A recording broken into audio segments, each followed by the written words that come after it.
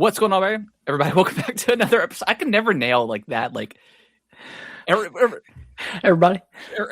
What's going on, everybody? Welcome back to another episode of Gaming with the Broscast, episode 299, or the Resident Evil Requiem blowout special. Oh, God. Man, what a hell of a game! Nick and I both no-lifed it this weekend, and we have finished it. But I mean, that's not saying much. I mean, they're not Resident Evil games aren't. They're not super long. They're not super long. They're more for their high replayability, which we are both in our second run. So we'll be talking about that, and then I think we'll end the show with spoilers for the game as well, because I've got to talk about what happened in this game. So I'll make sure to do all the time stamps, and then.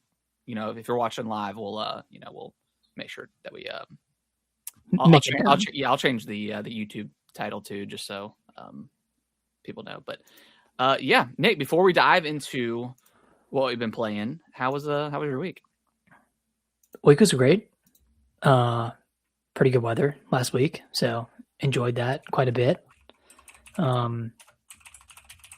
Yeah, last week was my wife's last week of maternity leave, so today was her first day back at work. Oh wow, went well. Good. Yeah. Do y'all have a what did y'all end up figuring out? So her mom's gonna take care of her son for 2 weeks until she goes to Vietnam for a few months, and then we have like a temporary nanny coming in. Okay. For like 2.5 months. And then her mom's going to come back and kind of take care of him full time, or 4 days a week. And then our mom's going to come 1 day a week. Okay. So that's the plan right now. You know, we'll see if things change, but you know, it is what it is. Yeah. Yeah. Probably about the hardest part. I mean, I wouldn't say the hardest part, but you know, stuff changes all the time. So yeah, and we were like so gung ho on doing daycare before having him, and then it's like, dude, I don't know, man. I don't want to send him. I don't want to send him away all day, right? Yeah. Like, not there's anything wrong against daycares or anything like that. I'm sure majority of them are great, but I don't know. You hear, you hear stuff, and I'd rather just if I'm gonna have. Do you know this person, or is it like a stranger? I'm sure you met this person like before. Yeah, we've talked to her on the phone. We're going to meet her in person. Okay. Either this or next week, but she has like 30 years of experience, and like we contacted her through like an official website where she has reviews. Okay. Like it's very official. Yeah, if you're going to leave your kid with somebody that you more or less don't know, it's always good for them to be at the home, at your own house. Right. Like like my wife is working at home full time. I'm at home 3 days a week. Oh, so she'll be there. She'll be there. Yeah. Oh, okay. So that's not so bad then. No, not at all. So okay, cool. Yeah, but week was good. How about you? It was great. I had a great week. And then of course, Friday was like just the perfect day. I mean, I had my continuing education for my job that I planned on conveniently on Friday. I didn't mean for it to line up that way, but let's just say I was playing a lot of stuff. Is this like continued training, or like? Yeah, you have to, in like a 2-year period, you have to maintain like so many credits to keep like your license. So just happened to fall on the perfect. Happened to fall on a Friday, all day long. I mean, I took a trip to Japan. I know. And now I have biohazard on my. I saw that. No, I was in the car. I was picking up Kellen from like his garden club, and I just happened to go on our TikTok. His what club? He does like garden club on Thursdays. They like plant stuff and like mess around like the school garden. That's awesome. Yeah, okay. Cool. So I was picking up from that, and I just happened to. I don't know if I got a notification on my phone. I just pulled up TikTok, and I saw a clip that you had posted from Resident Evil, and I'm like, it's not Friday. I was like, yeah. I was like, this son of a bitch. And here's why, right? So I ordered the Generations pack. Right. Did you ever get that? It's coming in Friday. Jeez, what was the deal? Well, I guess you did pre-order it. You did change it like last minute almost. Yeah, but I'm kind of pissed because like I ordered it through Amazon on October 31st. That's crazy. Like 2 weeks ago, I get a notification that it's gonna arrive March 27th. Like, Yeah, what? see, mine, I got it from, I think I was probably about the same time, probably the same day, and it kept saying March 2nd it was going to arrive, which was, that's too late.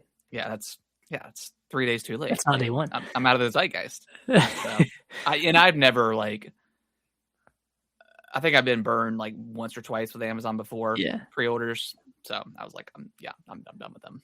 Well, I must have switched mine too late, because, I ordered it through Best Buy, and then Thursday came, or like Wednesday and Thursday came, like it hadn't shipped yet. And I was like, I have a feeling it's going to get delayed. And then Friday came around and I was still waiting for it to come in. I had already bought Biohazard. So I was playing and I was happy, but I was waiting for the pack to come in so I could play 7 and 8. Yeah. And, it gets to 7 p.m. It still says it's shipping today. And then it gets to like 1 a.m. and it's like, it's delayed. Or like shipping yesterday, and it's like, well, today's today. Dang, yeah. I've had mine to pick up, so I just picked it up from Best Buy that morning whenever I got the notification. So I should have done that. So I don't know if that changes anything. It's probably better, to be honest, because like I think it's more reliable for them to ship it to the store, I guess. I mean, you think it wouldn't be an issue, but I mean, there was like reports that like the physical copies of this game were like selling out all over the place. So. It's gonna be big, man. Like I can't wait to hear the Capcom's reports. I know. I have a feeling it's gonna be 10 million at least. I think it's gonna be 10 million. I think it's gonna do really well on the Switch too. I know the highest concurrent for a Resident Evil game, I think, on Steam. 350K concurrence. It's insane. Like this just like so, and I think you had tweeted out Friday or Saturday, but like this just shows the importance of like high quality single player games. People don't care if it's $70 or not. Like if it's a high quality experience like Resident Evil is, like people will come to it. And I think companies need to I mean, the fact that this single player game, granted it's a Resident Evil, it's a pretty high caliber series, but it was like quadrupling marathons, like, which was a free game, like was free free to play for its slam test or whatever. It's kind of telling, So I think honestly, people were just burnt out on learning new multiplayer games, learning those systems, getting involved in the entire ecosystem of a new multiplayer game. Like with the single player game, like Resident Evil, you get in and exactly, it's familiar, right? Yeah. It's isolated. It's just grand, man. It's just so good. They have perfected, I think, the formula with I think so. With the combination of 4 and 7 and 8. They just and 2, like, and 2. Like it's and like I think that like the third person in 8 felt a little bit weird because it wasn't designed from the ground up to have that. Mm-hmm. They've added that on later on, but this one even in third person feels great. And the fact that like let's just dive right into it. Like the fact that like the first person and third person is different. I think in first person you run slower than you do in third. So I think that's why you trip in third person to like compensate for that difference. So funny though. But like Grace will like, I don't know about Leon. Well, Leon's in third person anyways. He doesn't trip. Yeah. He just hovers everywhere. But the fact that she like slips on like blood and like, oh man, dude, it's the level of detail in this game is unreal. Just the fact that like when Leon's holding his flashlight, he'll put it up under his chin and like, dude, it's insane. Like the detail in this game, like so much care went into every single room, every single facet of this game. Like I can't get over, and like we both played it on the Switch too. Yeah. I'm sure it looks even better on PS5 Pro and PC, but damn, like it is a beautiful game on the Switch too. And it runs great. Yeah. Like this is why you buy a Switch 2. Yeah. It's for high caliber games like this that you can play in portable mode. Cause like I was just constantly blown away playing this thing in my freaking hands, right? Just have the tablet in my hands. I'm like, dude, the power, seriously, the power it's overwhelming. I'm just so blown away by it, man. It's such a good. They did such a good job with it. Yeah, I'm really excited to play 7 and 8 because I heard 7 is like a completely smooth experience, and then 8 has like some issues in the kind of the village area, but yeah, I'm pumped for those as well. Yeah. So yeah, I guess high level, like start high level, and then we'll get into the nitty gritty. But like high level, what are your thoughts? How does this compare to other Resident Evils for you? I know both of us have played most Resident Evils at this point, but like, yeah. How are you feeling? I mean, it's like recency bias is a thing, but man, oh man, is this game. I mean, it's got to be top 2 maybe, and it's not number 2, baby. It's number 1. No, yeah, this game. I think we were maybe a little bit concerned once they revealed that you're going to do like a dual protagonist scenario, and like 6 was too many protagonists, and they just did not nail that at all. And that was way more of an action game than Resident Evil is used to. But yeah, they perfectly blended like the tense first person elements of Grace, and then handing it over to Leon, and you feel like a badass, like you feel that relief. Being able to like backtrack back through the care center and just blasting zombies away, and you're like, man, like this feels so good. So I did too. Care center with Grace. Yeah, I left no bodies. I left no one alive. Even the like the chef and the big grotesque monster that follows you around the hall. Yeah, the chunk. I did not defeat the chunk my first play. I just defeated the chunk a little bit ago. But how did you end up defeating him? I think I hit him with the Requiem, and then I used one of the injectors, and then that didn't kill it, so I had to cycle through that again. Yeah, it takes for, I guess, for a pro tip that anyone hasn't, it takes 3 of the injectors and then no bullets at all. Okay, that's good to know. Yeah. So basically what I did is like once you trigger it, which I think normally the way it happens is when you go pick up that level 1's like ID bracelet, it triggers it. I didn't do that. So what I did was I went up this. I don't know exactly what happened, but I was just going up the stairs, and I just hung out a little bit too long. I killed those 2 zombies, or no, I didn't even kill them. I think I was like fighting them, and then all of a sudden, he comes out like around the corner and starts walking down. I'm like, what? And then I ran. I thought the bracelet. That's what happened. The second playthrough is that's how I triggered it, because I was watching the Kind of Funny stream, and I was like, oh, that's not how it happened for me. Weird. So I don't know exactly, but yeah, man, like I don't know. There's so much to talk about. Like what do we? I guess let's start with Grace's section. Like mainly the care center, because that's like a 3 or 4 hour long section of the game, and like that includes like the basement and stuff. But I mean, I thought this area rivals like the best areas in Resident Evil, and like meaning like the Raccoon City, like the police department, I think is a top tier area.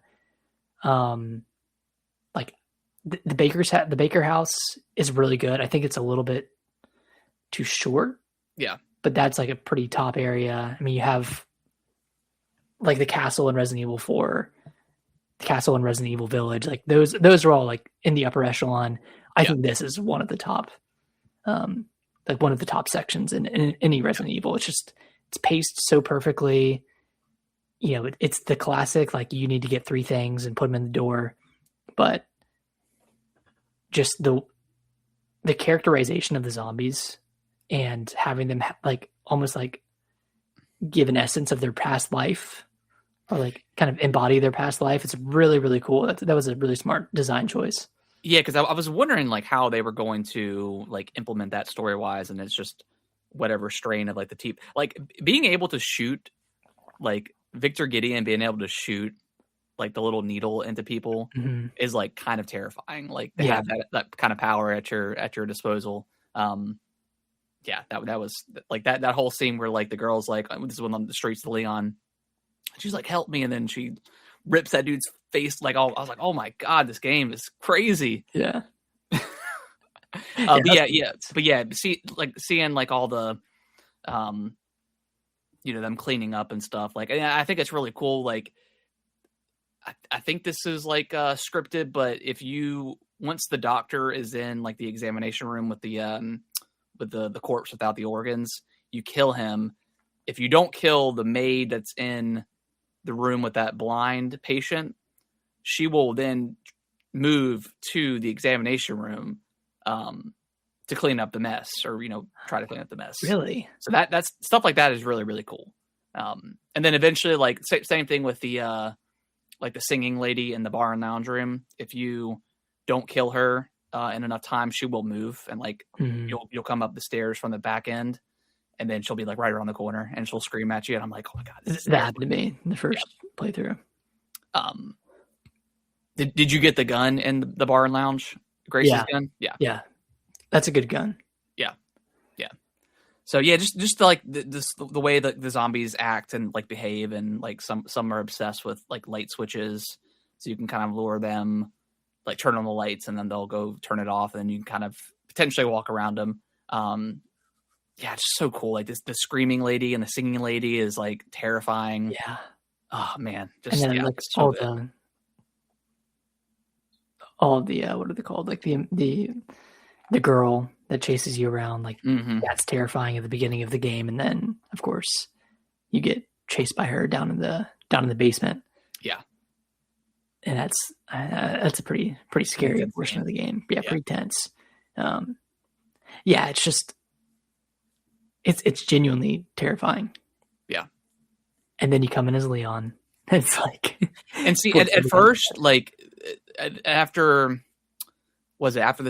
you Emily gets taken away by the girl, then you switch to Leon, and then you only play for Leon for like maybe 15 minutes. And I'm like, man, like, is it really just going to be like this, like long sections with Grace, and then just these very short sections with Leon? But no, you eventually get your Leon goodness towards the end of the game. Get a very long section with Leon, which I knew they weren't going to do it, but at one point, whenever you get like into Raccoon City, I was like, man, are they gonna open this thing wide up and let us really explore? And you kind of do. Like it's a very like large area. You get like a whole street. Yeah, like 2 streets. And like I saw people complaining, like they're like, oh, I wish like the RPD was longer or there's more to explore. But I'm like, bro, like it got nuked. Like it, yeah. Like I thought like going back to the RPD was like perfect. Like they had like cutscenes showing off like Leon first entering it. One of those things where I wish they didn't show the trailer for. Sometimes I feel like they just show, especially in like Resident Evil games or horror games, it's like, I don't need to see a lot. Like I showed that one trailer of you walking into the bar and lounge for the first time when you're Grace, and you go to like pick up the antique coin off the piano. I already knew that, so I just avoided the antique coin, and came back later on. But I think that would have been a really cool, because that whole like first intro, like the first part where you get the key card, and then you go to the West Wing, and you're making your way stealthily. I would assume most people go, and then you go into like the room with a long table, and like all the zombies like look up at you, and then like it's all of a sudden it's like a mad sprint, and then you run upstairs, and then you're in the bar and lounge, and you got the crazy singing lady, and then just like, and then you really make your way around, and then you loop from the upstairs, and then you're like, oh my god, this is like perfect. It's like it's like you're walking through a haunted house, and you're just being like pushed from one room to the next, and there's a different level of fear, a different type of fear in each room. Yeah. And like you get through that first walk around, right? And then you get back to the main area and back to the save room, and you're like, okay, I have to go back. Yep. How am I going to do it differently this time? Because I saw this room that I could have gone in. Like I'm trying to avoid the cook. Like how can I bait him? Like it really makes you strategize in a way that like Resident Evil games really haven't done too much of before. I know there's, the stalkers that follow you around randomly, but it really forces you to think, like, plan ahead and think about where you're going to go. Yeah. And then the fact that, like, the enemies move again, like, it's super scary. Like, the first time, like, I don't know what in order of, like, the items that you get, but eventually, like, the cook will leave the kitchen, and he's like, I came around the corner, and he was just standing in front of the parlor room. Like, I was like, dude, bro, like, dang, I've got 5 coins to turn in here. Yeah. So yeah, that first area is about as perfect, I think, as you can want it. Like, yeah. A lot of backtracking, but that's like kind of the fun of these. That's the areas. Fun part. Yeah. Mm-hmm. And then I guess switching to the back half and trying to avoid spoilers, but back half is primarily focused on Leon, which I think contextually makes sense.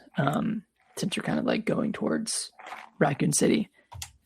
And I mean, I loved his portion. I loved the, like the first, like you said, like the first major kind of more open area with Leon where you're collecting the parts to a detonator. Yeah. Like that had some very Resident Evil 4 and like kind of Resident Evil 5 moments in there. Mm-hmm. Yeah. Like, just the area, like when you were walking around, like on the building, and like you could shoot the glass out from like just really cool like set pieces. And then like, I'll try to be vague, but the missiles section, that was cool. That's pretty cool. And then, then the gas station as well. Like that was an awesome fight in there. The chainsaw, the chainsaw fight was really cool. Dude, so many fan servicey moments. Yes. And like you could theoretically you could dock it for that, but it works because it feels like it's paying homage to the previous games and not just trying to capitalize on their success. I think like as a Resident Evil fan, like I think this is exactly what I wanted. Like I really like I love 7 and 8, but I didn't really care about Ethan all that much. I mean, he's a brand new character, like, he's just trying to save his family. So I get that, but I didn't really care for him like super, super much, but like, but immediately jumping into this game, I'm like, oh, Grace is a great character. Like I like her a lot. And like 7 and 8 both had not necessarily pacing issues, but they both had weaker back halves. Yes. Yeah. And I don't think that's the case for this game. I do think the section with Grace is the stronger section of the game, but Leon's kind of back half and like the parts you play as Grace near the end as well, those are really, really great as well. Yeah. Whereas like with 8, it's like, that last like factory section wasn't the best. And then with 7, you have the ship and the mines, like those aren't great. So like it really holds strong throughout the entire game. Yeah, the jumping back and forth like early on with Grace and Leon, I thought was great, and kind of seeing like the different perspectives on how the story progressed. So it was, man, it's a damn good game. It's an all timer. Yeah, and it's got a ton of replayability as you would expect with beat it on sanity mode and try to beat it under 4 hours and all that stuff. So there's a lot. And you can like. A lot to look forward to going back to it. As typical with Resident Evils, you can get like completion points and use those to buy new weapons or new items for Leon or for Grace for your subsequent playthroughs. So like after my first playthrough, I bought, I guess it's not really a spoiler. It's just like an infinite knife. Yes, so I got that for Grace. Yeah, so I was just walking around the care center, just knifing enemies, and super awesome. That worked super well. Like didn't really have to use the ammo. I love stuff like that. Like once you start doing that unlimited bullets, and I was scrolling through. I was like, is there a rocket launcher? Yes, there is. Is there an unlimited rocket? Yes, there is. So it's like, you need the assault rifle, you need the rocket launcher, and then just some cool pistols and good to go. Pistols, cool skins. Mm-hmm. Yeah. What a great. It's not even a criticism, but like I was kind of missing like the shopkeeper, Yeah. Which I guess it really wouldn't have made sense. Like, I don't know how they would have implemented it. Yeah, but I thought like the blood mechanic was super awesome. Mm-hmm. Doing the crafting that way. Yeah, because Grace, she doesn't have any sort of like, because Leon, you can buy the weapons and stuff with the points. But yeah, Grace, she just has the parlor. Yeah, just the parlor. Yeah, which I mean makes sense. Like she only has pistols. Yeah, you know. Yeah, I wonder. Does she? If you unlock any sort of weapons, does she have any other weapons other than just the handgun? I know she has like the machine pistol thing as well. You can buy. I think that's it. I don't think you can unlock anything else. That'd be crazy if you could like play as like a shotgun or something in her section. That'd be awesome. That'd be cool. I wonder. I mean, you can just do like unlimited Requiem. You know. That's true. Yeah. and the Requiem, man, like what a fucking cool. That is an awesome. The name of the gun is Requiem. That is so. And the first time like you fire it, she's like, "Oh my god!" Like it's like you hear how hot it is in her hand. Yeah. It's like damn, like you said earlier, so much attention to detail. Yeah. God. It's like the perfect Resident Evil game. Yeah. Yeah. It's so great. Yeah, we'll talk more about it toward the end of the show with some spoilers. We can talk about like some of the sections towards the end too. Yeah. But yeah, I mean this is an all timer right here, man. It's I think it's Resident Evil at its peak story wise. I think it's probably one of the best that it's been in a while. Obviously it leaves on the cliffhanger as Resident Evil games always do. I assume there's going to be some DLC. I would imagine. Based off how it ended, but maybe we'll talk about that towards the end. There's definitely some loose ends and some question marks as to where some characters were throughout this game, and what Leon is up to at the end. I don't know if you saw, but what Leon's up to, like who's he up to it with? You know what I mean? Yeah, we'll get to it in the spoilers. Okay. Yeah, okay. All right. Any more thoughts on Resident Evil? I mean, you said it was a top 2 for you, and top 2 being number 1. Maybe I'll sit on it a little bit more, but yeah, 4. I mean, 4 is good. Like 4 is incredible. Yeah. I mean, 4 was my favorite prior to this. Yeah. This might overtake it after a few more playthroughs. Yeah. And I think that being because 4 is pretty long. It's like the longest Resident Evil, right? But yeah, it does have some sections that are just not as fun to play. Like the island at the end. Yep. Not the greatest. That's a pretty long section and it's not that fun. Yeah. So I mean that's the only thing I'll dock Resident Evil for. I think the remake was essentially perfect. Yeah. I can't wait to play it again on Switch 2 when it comes out on the second generation pack. Or 2, 3, 4. Yeah. Dude, this really makes me want to replay too as well. Yeah. Yeah. But yeah, this is definitely a top 2. Could be number 1. Yeah. Yeah. It's fantastic. All right. Well, let's, I also picked up Fire Red, of course. And I've been playing through that. I'm maybe like 4.5 hours into that game as well. Damn. Yeah, I played a bunch. On Friday, like I woke up after the which we'll talk about we didn't put in the news, but we got to talk about the Pokemon presentation. Oh yeah. But yeah, I was playing that until Best Buy texted me and said my order was ready. But I don't know if this is a hot take, Nick, but this is peak Pokemon. This is Pokemon at its finest. I think Pokemon is too easy. Like going back to this one and like there's no I think you eventually do get an EXP share, but there's no EXP share. You have to level up all your Pokemon individually. Mm-hmm. It's a lot harder. It's a lot slower. Money matters in this game where like it doesn't really matter in like the newer games. Yeah.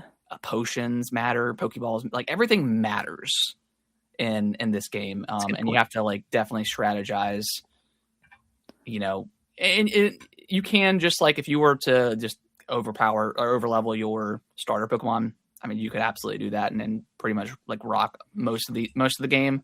Mm-hmm. But yeah, you know, you want to spread the level a little bit, but man, it's good. It's so good. It's beautiful. Like that art style is beautiful. God, it's timeless. It's timeless. It's time to go back.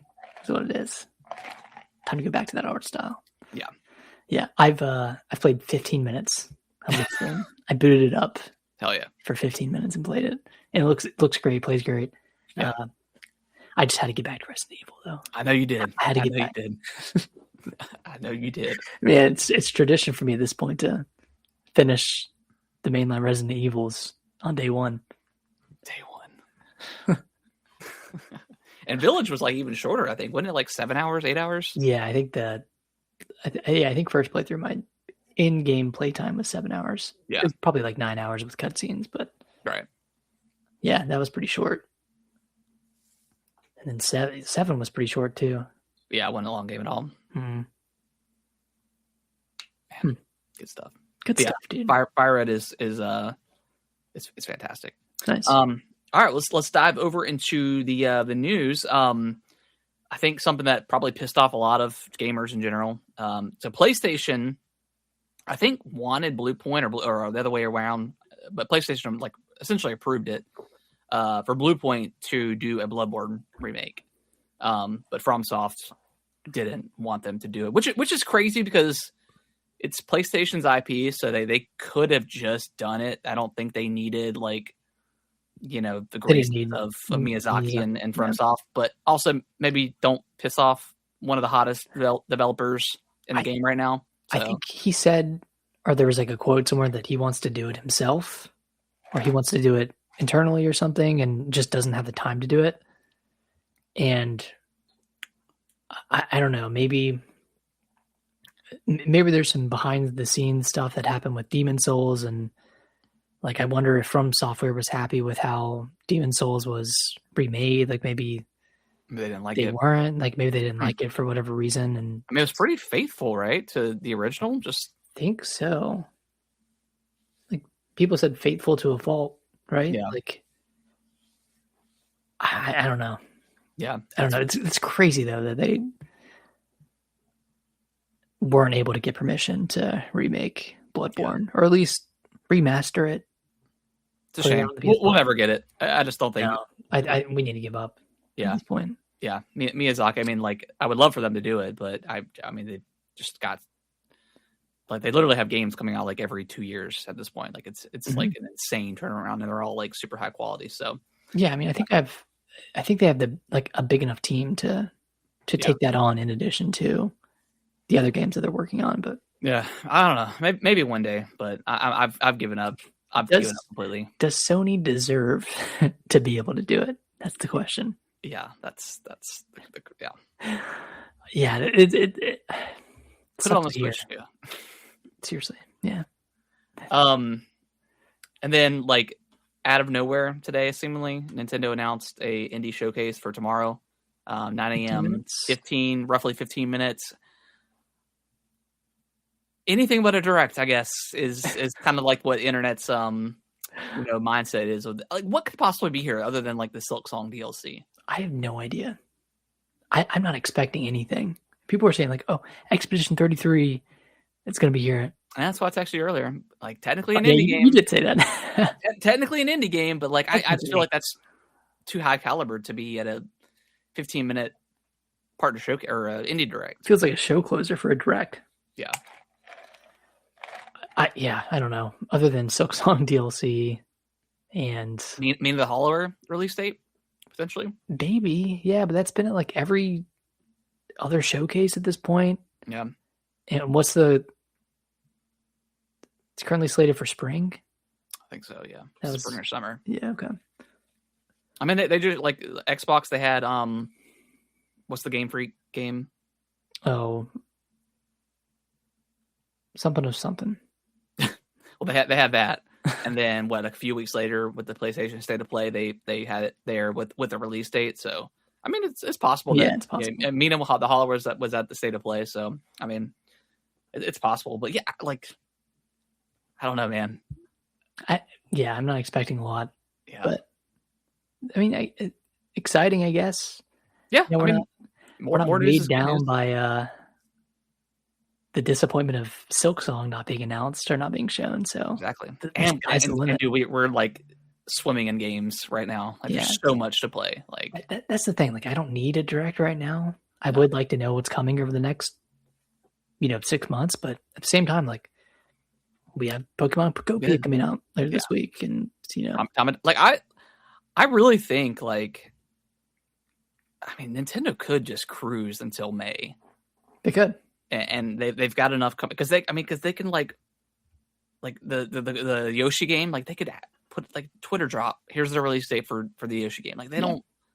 I think we have to get it out of our heads moving forward that Nintendo is not following the rules of their standard direct times anymore. Like they're just kind of doing their own thing when they want to do it. We get a random Xenoblade, Switch 2 edition announced on a random Thursday or Friday. Like they're just kind of doing whatever they want. So like, I'm not like people are, we got to have release dates for this and that. And I'm like, yeah, we'll get them.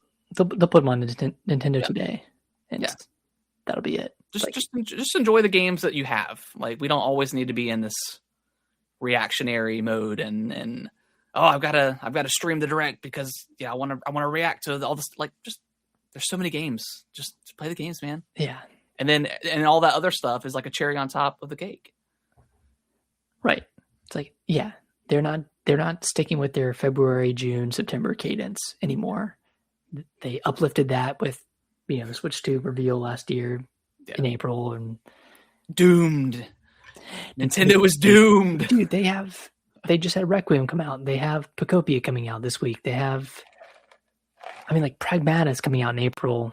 Tomodachi Life's coming out. Yeah, Tomodachi Life's coming out Switch 2. Well, there's not. And granted, you can argue like Pokemon Pokopia and Tomodachi Life are, same kind of like cozy kind of sim game. So like if those games aren't for you, then what are you looking forward to? But what do people like? Do they just want Nintendo to only put out 3D Mario and 3D Zelda? That's exactly what they want. They just want the next Mario. I think people are like getting like they're just the fact that there's it hasn't been announced yet. I think it's driving people crazy. And I'm like, we haven't had one in 9 years. Like we're coming up. Like next year will be the 10th year since Mario Odyssey came out. Like we can wait a little bit longer. Seriously, and we just got Bonanza. Yeah, like, dude, not to glaze Nintendo, but like they've had a banger first year for the Switch too. Yeah. And what's like what third party is like the support is what we wanted, and we're getting it, and people are still complaining. And now they want first party. Yeah, it's like man, like I don't know, play some games on the Switch too. Requiem is part of Nintendo's timeline. Yeah, they're not going to release a first party game the same week Requiem comes out. Definitely. Just like they're not going to do the same thing for GTA. Whatever the next big third party release is. Like, yeah, I don't know. It's just weird. Yeah, I don't know. People get. I didn't read too many of the comments for the announcement, but I'm sure people were like pretty upset about it. Seriously, anything but a direct. Oh, I need my Fire Emblem. Give me that now. Yeah. Where's that release date? That will just be a Nintendo today. A new trailer. Splatoon Raiders, like that's another one that's like got randomly announced. And we haven't heard anything about it. So yeah, there's stuff that we need to know. Not need to know, but there's stuff that we want to know about. But in due time, they'll let us know. All right, well, let's jump into Pokemon Day. Like that happened on Friday. We obviously already knew about Fire Red, Leaf Green. We got on the trailer for that. Got a ton of updates for all the mobile slop. We already knew that was going to be there. New cards got announced, I think.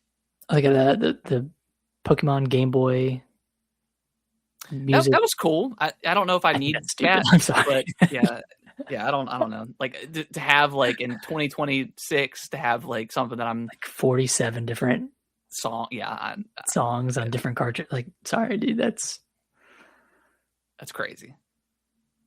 But The box, the box itself looked really cool. Like it had like it looks cool. Yeah. Looks. I did try to get me a sweatshirt, but they were sold out. So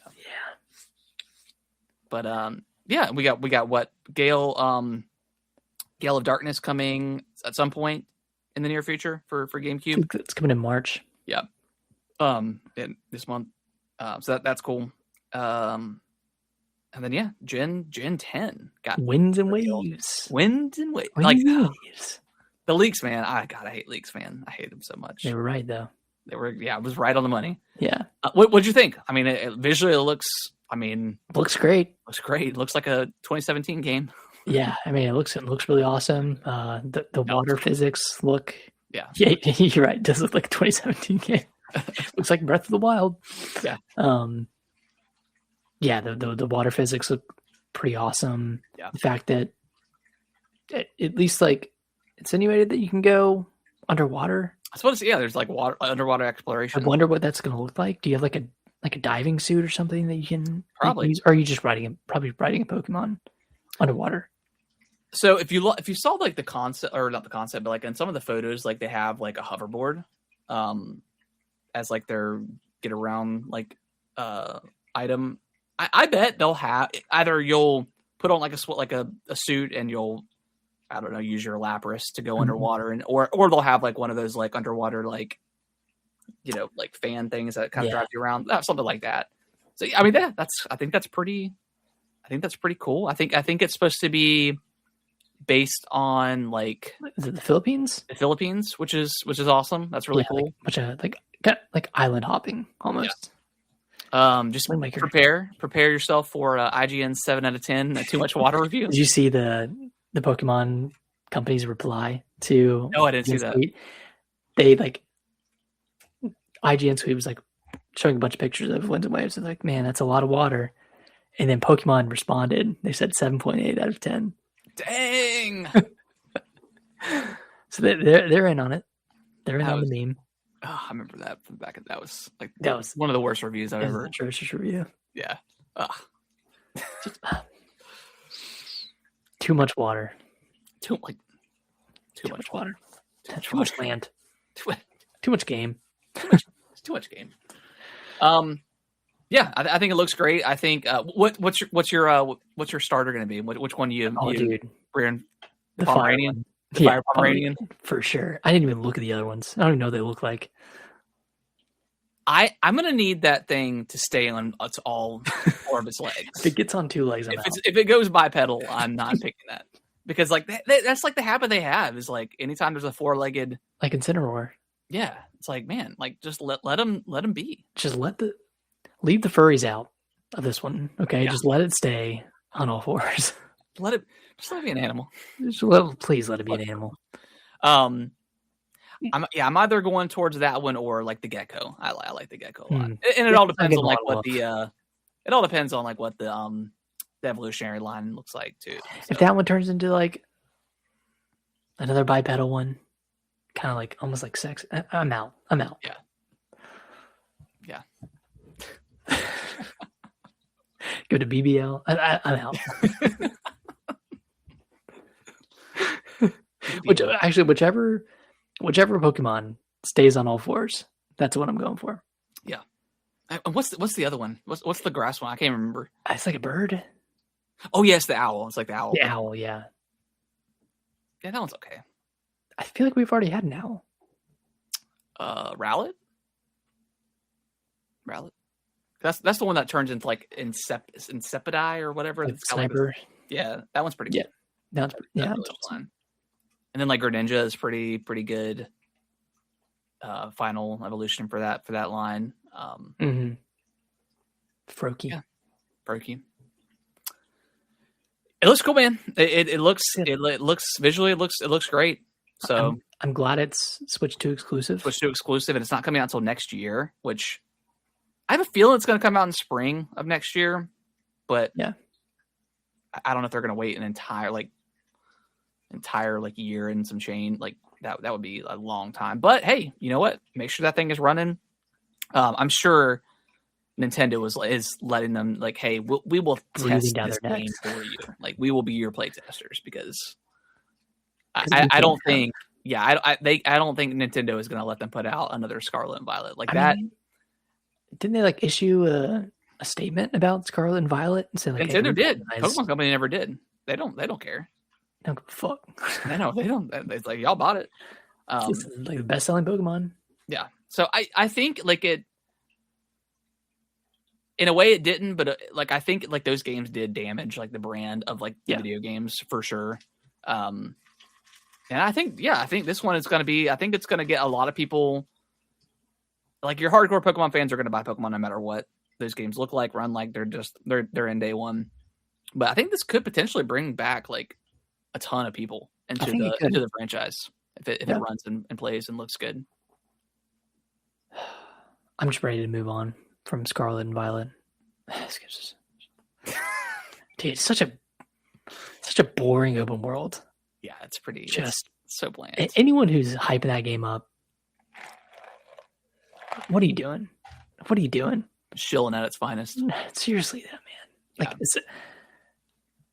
Like Sword and Shield had a better world than the Paldea region in Violet and Scarlet. Like, yeah. Sorry, I'm being a hater for a second, but and I didn't love Sword and Shield either. Like I just have not really clicked with the Switch games. Did you play Sun and Moon? Yeah, I like Sun and Moon. Yeah, it's good.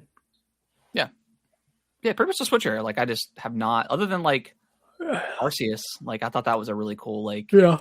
And then let's go. And then they did everything opposite of what we loved about Arceus with ZA, and then it's like it's still a fun game. Like it's still a fun game, but it's like. But you really did. It's like do the exact opposite. Yeah, like you put it in one singular city, and that city looks like complete ass. Like. You know what I mean? And like you have like freaking 4x4 wild zone areas with 8 Pokemon in there. It's like just don't do it at this point. Again, like we're in one city. You couldn't bother to like make it look visually like stunning. Nope. No. Hear me out. No. And it's $10 more expensive on the Switch too. Fun game though. I had a great time with it. Yeah, it is fun. Yeah. It is a fun game. All right. Any last thoughts on the Pokemon presentation? No. I mean, do you think they are avoiding GTA, or do you think there's a bigger main like? Why do you think it's getting pushed to 2020? Or not pushed, but why do you think it's 2027 and not later this year? I think it's probably Nintendo. I think they're putting their hammer like the foot down and saying no. Like y'all need to take as much time as humanly possible to get this game. Okay. I think Nintendo is putting the pressure on them for sure. I don't think it's GTA. I don't think. I mean. Obviously, I think it would have been pretty. I think it would be dumb to put out like Pokemon and GTA like in the same week. I don't think Pokemon Company would do that. But also, like Pokemon Company, they do not like to put out Pokemon games.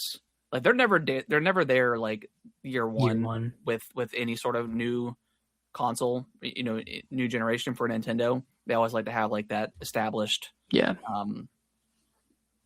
the player base. Yeah, player base. So that's also probably why they're like, hey, this thing's selling like crazy. Let's just go ahead and make it Switch 2 exclusive. Mm-hmm. And it's just probably already planned, I would assume a while ago, but let's just make it Switch 2 exclusive. It's going to look its best. It's going to run its best. There's probably going to be like, I don't know, 30 million units sold worldwide by that time, depending on if it stays hot like it is. But in like announcing it in advance like this, we'll probably get more people to go out and pick up a Switch 2 now. Yeah. It's like it's going to be exclusive. Yeah. And with the way things are, like who knows what the price of the Switch 2 is going to be in 6 months. Mm-hmm. So yeah, I'm sure it probably sold some units this week. Yeah. I'm really interested to see like the Japanese charts next week after Pokemon Pocopia and the announcement of Gen 10. I think it's gonna pop off. Yeah. And then we got another look at Pocopia. I thought this was like the weakest showing of this game. I know we just recently got the Treehouse, which that Wonder, like they shouldn't even put Wonder in. Like, who cares? Like that multiplayer, like was so weak. So fucking weak, dude. Yeah, this is, I don't know. I hope this is the last like Switch 2 $20 Switch 2 edition. I think it will be. It's the last one announced, right? That's like, yeah. I just don't. Yeah, I don't know what other games they could do and charge $20 for it. So, yeah. I think this will be one of the last ones, if not the last one. Yeah, I think so. Yeah. They can't, like, I wonder what like the sales numbers are, but they can't be like super, super good. Maybe this being $80 like individually. This one will probably sell pretty well, and they wanted to get something out, around the Mario movie, right? So I think it makes sense for what it is, but yeah, I think I'm about tired of them. They're just not super exciting. No, and just the content is not really worth it. Yeah. I really wish they would have done something more with Tears of the Kingdom, like giving us that proper DLC for that. Like, I know they kind of had a missed opportunity on that one, but oh well. All right, well, let's. You want to dive over into the spoiler section? Yeah, let's do it. Resident Evil Requiem. Let's do it. Where do you want to start? Let's see. I'm thinking of spoilers and Grace's section. I mean, nothing like super spoilery there. I mean, I know we talked about it, but just that basement section was really awesome. Yeah. And then when you take Chloe, is it Chloe? Emily. Yeah. You take Emily up to like the final area where you kill the girl. Yeah, that was a cool sequence. And then you kind of realize that, well, I guess you realized this before, but the girl is like the other. Yeah, I think it was pretty obvious. Like, as soon as you found Emily, and you saw like the hole in the wall, and then there's like the hole in the ceiling too, where the girl had gone through. But and then Emily, of course, turns into a version of that monster, and Leon comes in. Like, that was pretty sad. Yeah, it was a pretty emotional scene. Mm-hmm. And then like it. Yeah, like it was pretty obvious that she was definitely the girl. And then once you look at Emily and you're like, Grace and Emily have like the same hair color. That's kind of weird. Mm-hmm. And then you find out later on that they're all clones. Are they clones of? Yes, of Grace. Clones of Grace. I'm not 100% sure of. Because like Grace was created, or was she just born naturally? But I want to say she was born naturally, because like. Like Oswald Spencer says that she was just normal. There was nothing special about her, so I don't know why they would clone her then. I think they thought that there was something special about her. Oh, like maybe because he adopted her. Yeah, they thought she was like related to what he was doing with Elpis. Yeah, and that's why they were cloning her, so they could. Well, because I thought Elpis was like a like a bioweapon. Like a bioweapon. Yeah. That part was a little confusing with like the orphanage and all those revelations, but because like I wasn't like Grace. That was Grace that we play as, right? In that scene. Was it? I don't know. I'm not really sure. That's where like some of this stuff gets kind of convoluted. Like, I thought that was just one of the other clones that hadn't like turned yet. Yeah. Let me look this up. Yeah, I'm not 100% sure, but that was also a pretty like creepy scene. Yeah, I'm scared to replay that part. Dreading it a little bit. Yeah. And then when you're like downstairs, and you crawl under the table and you're just kind of sitting there for a second, you're like, why are we here so long? Yeah, and then boom, it just smacks down on the ground. God. Yeah. Oh, that was crazy. That was a creepy scene. Yeah. So yeah, that stuff was a little. Yeah, the Resident Evil story is so. It's pretty convoluted, and it doesn't really make a lot of sense, but no. But yeah, like going over to Leon, like I love like the scene of him on the rooftop, like helping out Grace after the crazy blood sequence when she's in the oh yeah, in that lab or whatever. Like that was a pretty crazy scene with and using like the the fire extinguisher thing, yeah, and like freezing the zombies and making them explode. That was a cool sequence. It's like it's so like especially in like these newer games, like the first person games. Like if you're not a main character, you're just gonna die whenever you're around these people. As soon as that the helicopter pilot came around, it's like, yeah, you're dead. Yeah, you're gonna be dead after either gonna be dead by the time we get back, or you're gonna die. And you're gonna get me through this next section, and then you're done. I appreciate your service. And sure enough, he gets killed by like in the dumbest way. Well, not dumb, but even the lady that greeted Leon at the care center. Leon totally could have like saved her. 100%. He knew he had time. That was a zombie behind her. I just love how Leon, like the entire game, was like, he's just like, I don't have time for this shit. Like, I am sick of this. So, dude, Leon was great. He had things to do.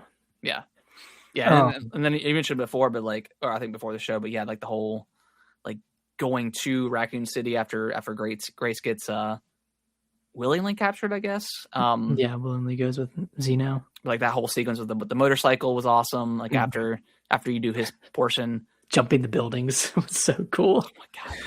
I've never hit the record button so fast on my Switch after I did that. I have to check the picture, but I'm pretty sure like the first jump and you see like the crater in the background. Like I snapped a photo of that. That's so awesome. I texted you, but then after I played some more of the story, that wasn't Wesker. No, was it like a just clone? Like an imitation of him. I think it was a clone. Cause but the way like they raised the door up and like he's standing there like it, I was like, this is fucking Wesker. And then they kept calling him like what was it, Zeno? Zeno, yeah. And I was like, why they called him Zeno? This is Wesker. And then I was like, well, maybe. Well, didn't Wesker die? I mean, it's Resident Evil, man. Like he died in the lava after Chris was punching the boulder. Oh, that's right. Okay, that's in 5. But has Leon ever officially met Wesker? So like maybe he didn't know who he was, or like, but I'm sure there would have been records of it. I don't know. I mean, it was revealed at the end that it wasn't Wesker. Yeah, yeah, because Gideon was just throwing shade at Zeno. But he had like all the same powers and stuff. I'm like, this is Wesker. I was like, this is so cool. And then like, and then he gets decapitated. This is the part where I'm like, you just gotta let it happen a little bit. Gotta roll with the punches. Roll with it. Yeah, I thought Gideon was a great.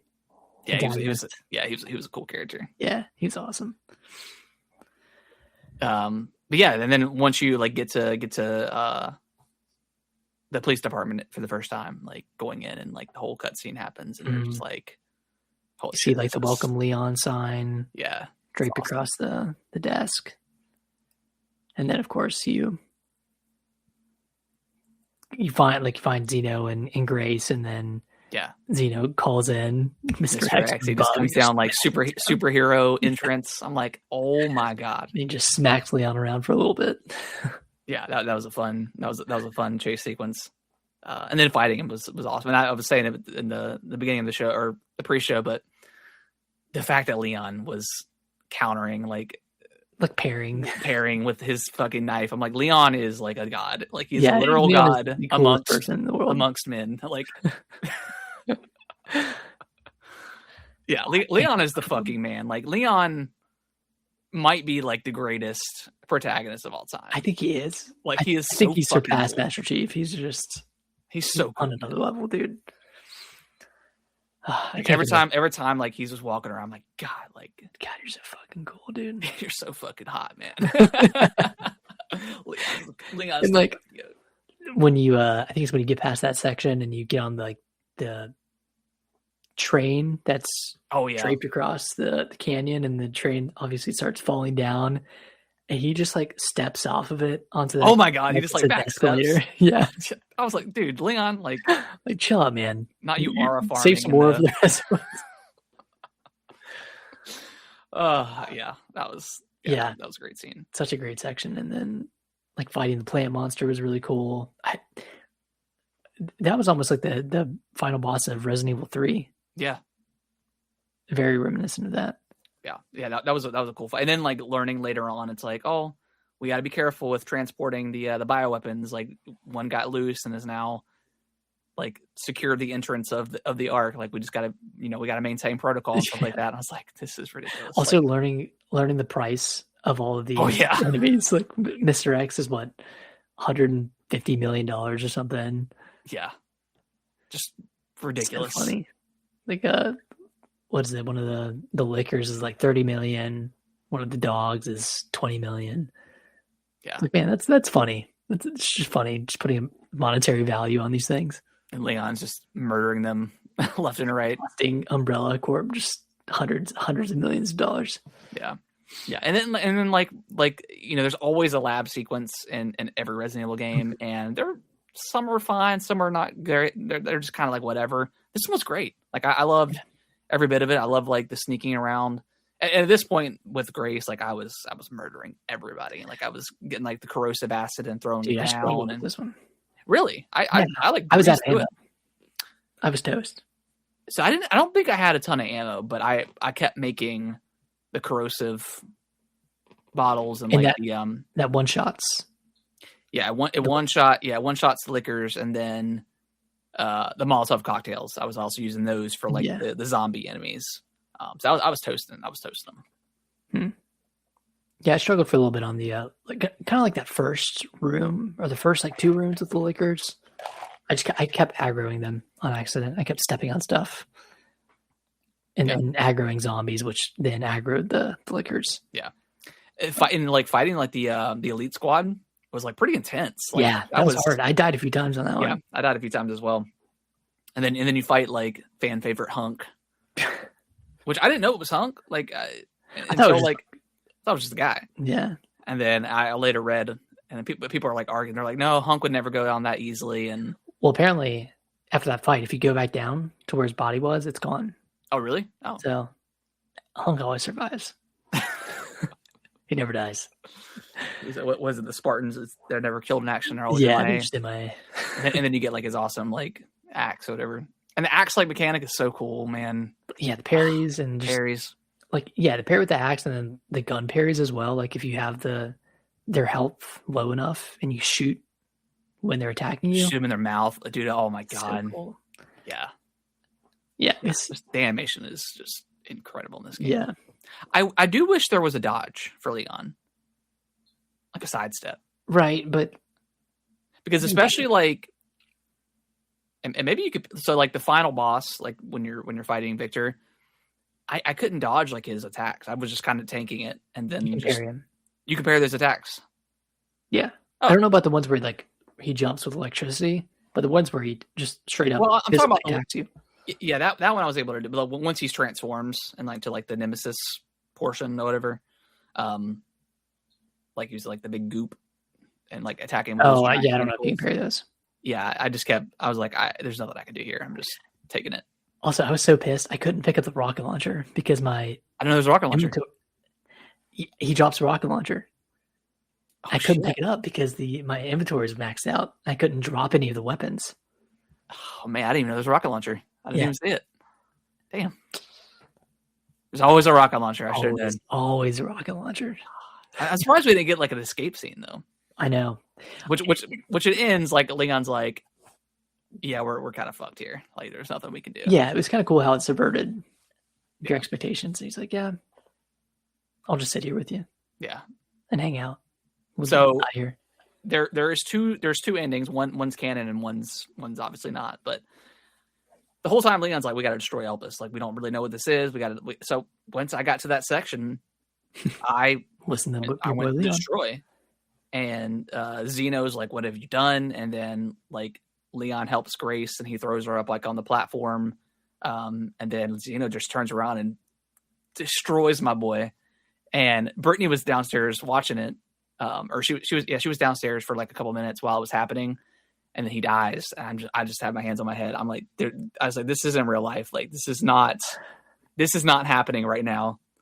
And then sure enough, like as soon as it, and then like the helicopter comes, and then it just ends. It's like, sorry, I wish I could have saved you, Leon. You don't fight any boss or anything? No, there's no boss. Yeah, it just ends. Okay, so it's like it's the wrong ending. Yeah, and then like it immediately prompts like after the credits roll, like it gives you like, oh, you've unlocked this, and this. You beat the game. Here's your clear time, and then it's like, do you want to go back and make another choice? And I'm like, yes, please, God. And then obviously save Leon and all that stuff, and then but it's like crazy because it's like, okay, so like Barry, Chris, Claire. Claire. What's like the crazy haired dude from 3? Carlos. Like, Carlos. Are they? Like they were all there. Like they were all in Raccoon City. Are they infected by the T virus, or where are they at? Like maybe, and then Jill. But I think so. People are theorizing because Jill got captured by Wesker, and like he had like that mind control. Like maybe he like eradicated the T virus from her. That I don't know exactly. Isn't she like forever young? Yeah, she was kind of done dirty. I feel like her character was kind of done dirty a bit. I'll bring her back. Get her own game. But Chris, you bring back Chris. We could play as Chris again. Yeah, and then like just seeing the Wolf Squad come down. Yeah, that's awesome. And we're like, where's Chris? But and then they're like rogue now. Apparently, like they're not part of the BSA anymore because they're having like internal conflicts. So, like, a lot of really cool stuff going on. What were you gonna say? What were you gonna tell me at the end? So he puts on Leon at the very end. Puts on a ring. Okay, a wedding ring. I don't think I got that. Or maybe I missed very it. Subtle. Okay, and I didn't see it until I was scrolling Twitter and saw it. But yeah, he puts on a wedding ring. So the speculation is like, who is he married to? Ada. Is he married to Ada? Is he married to Ashley? Claire? I don't know. Chris? You know what? That might be the most logical answer.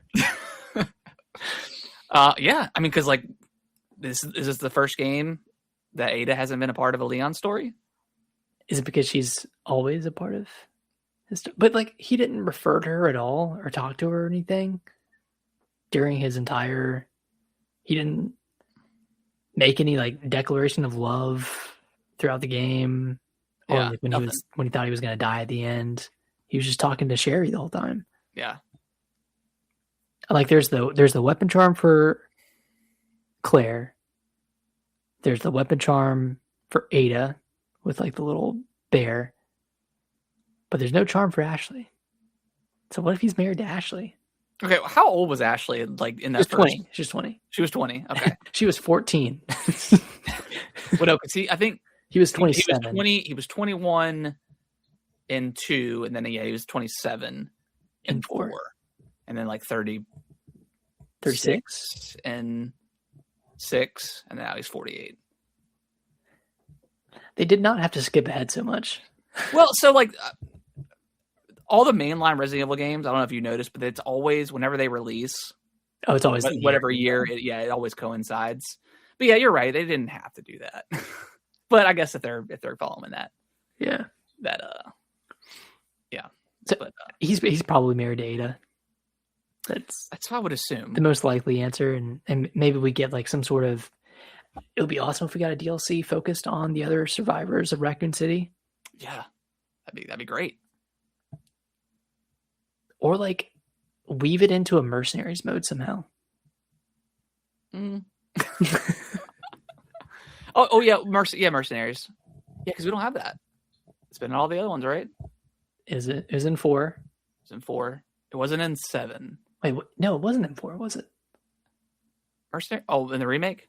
Yeah. No. It was an 8. It was an 8.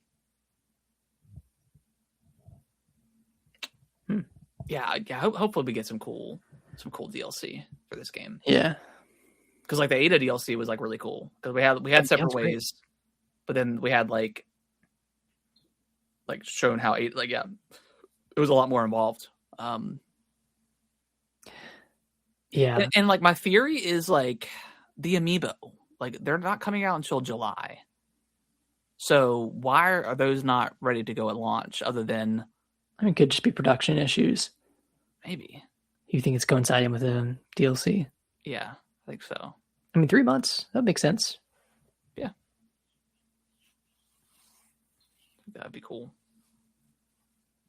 Oh man, what a game, dude! What a game! So good. Oh my god. Trying to think if there's any other like set pieces or anything I want to talk about. I mean, like going when you first get to Raccoon City and like the spider, like that was awesome. Yeah, that was a really cool boss fight. That was cool. And I was like, I don't think that nuke worked very well. And then like the zombies coming out of the ground and stuff was cool. Mm-hmm. Seeing that for the first time. Like that area was just such a fun playground. Yeah. What? It almost reminded me of like maybe like The Last of Us Part 2's area where like you kind of have like that bigger kind of hub area. I think that's what I like. I love a good open world, but I think I love like my third person games when you're in this like larger area that have smaller little areas to venture off into. Go nuts. Do whatever you want. Yeah. Yeah, because it was nice being able to do the detonator parts pretty much in any order you wanted. Yeah, that's cool. Yeah, it was really cool. Yeah, any other bosses that we missed? I mean, like the girl is not really a boss fight, I would say. Yeah. Gosh, there's not a ton. I mean, Mr. X. There's the girl. There's Mr. X. There's the plants. There's Hunk. There's Gideon. Not a ton. There's the spider. Maybe there's more than I thought. I guess there's the bike sequence, which view as a boss. Yeah. Yeah, I guess that's it. I guess I'm so used to like fighting like Nemesis or Mr. X like multiple times throughout the games. Yeah, and that is, I think that is a plus for this one, is you're not repeating bosses too many times. Yeah. Like the girl you encounter multiple times, but you're not fighting her head on. So yeah, cool game. It's a damn good game. So we'll probably be talking about it more here, next week or something like that. We'll be talking about Village and 7 as we. Yeah, I'm excited to get into those two to see how they run on the Switch too, and then Pokopia comes out this week. Day one, Nick. Oh, for sure. Yeah. Honestly, it sounds so lovely. Yeah. Animal Crossing mixed with Viva Pinata mixed with a Pokemon game, like, sounds awesome. Yeah, it looks really, really, really, really good, and obviously it's reviewing extremely well. Best reviewed Pokemon game of all time. That's nuts. And we didn't have it on our fantasy critic list. We didn't have faith. Do you blame us? No. Although, like, I don't know. I would assumed it would have been like a low 80s. Yeah. Not like, but the almost the Dragon Quest games, 90. the Dragon Quest Builders games are very highly regarded. Those are good. Yeah, those are good. I'm trying to pull up Metacritic now. Yeah, sitting at 89 after 57 reviews. Higher than Resident Evil. I would not have guessed that. Yeah, that's wild. Actually, Requiem's at a 90 on OpenCritic. Pocopia is at 88. Okay. I think Pocopia had that one 6 out of 10 review and brought it down a little bit. Like the Switch too. I mean, granted, it only had 14 reviews for Resident Evil, but that's sitting at a 90. Xbox sitting at a 92 with only 13 reviews, 121. I mean, that's damn good. Good. Damn good. Good start to the year. Yeah. Anything? I mean, obviously there hasn't been a ton of new games this year to start it out, but like this, I mean, this is definitely going to be on our list for sure. I think at the end of the year, anything that you're looking forward to that you think could potentially beat Resident Evil, Wolverine, GTA. I mean, I think Fortune's Weave will be in my top 3. I don't think it'll beat Requiem. Yeah. Wolverine will probably be like top 5, maybe top 10. Yeah. Or like top 5 to 8, I think. That comes out in September now. They confirmed their release date like last week. So yeah, I don't know. I don't know what else could top it right now. I mean, Crimson Desert looks really cool. I might watch it. I don't know, man. I don't know. It's previewing well. Like people seem to like it. It just seems too good to be true. GTA 6, but that comes out next. Is that this month? Crimson Desert. Jeez. Yeah. Anything for you? Wolverine. Like I tend to really like Insomniac games. And hopefully, I don't know if I want this thing to be open world. It sounds like it's open zone, which I definitely prefer. I mean, I got faith in this game, obviously, with the Spider-Man games and stuff like that. So excited for that. GTA. I mean, it's GTA. Like it's gonna be good. I'm not excited right now, I would say, but once those trailers start coming out and we get closer to the game, I'll definitely start to get more hyped. Yeah. Mario, like if they have a new Mario game this year, but that's not announced. Zelda remake. Yeah. I think right now Requiem is secured at number 1. yeah, definitely number 1. All right, guys. Well, I hope everyone enjoyed this Resident Evil Requiem blowout. If you guys can like and subscribe, if y'all can review us on your favorite podcasting platform of choice, that would be greatly, greatly appreciated. And we'll be back next week with more Resident Evil talk, probably some more Pokemon talk, and then whatever else crazy news happens. Nick, any final thoughts? Everyone just enjoy it. Enjoy Leon. Enjoy the ride. Bye-bye. Bye-bye.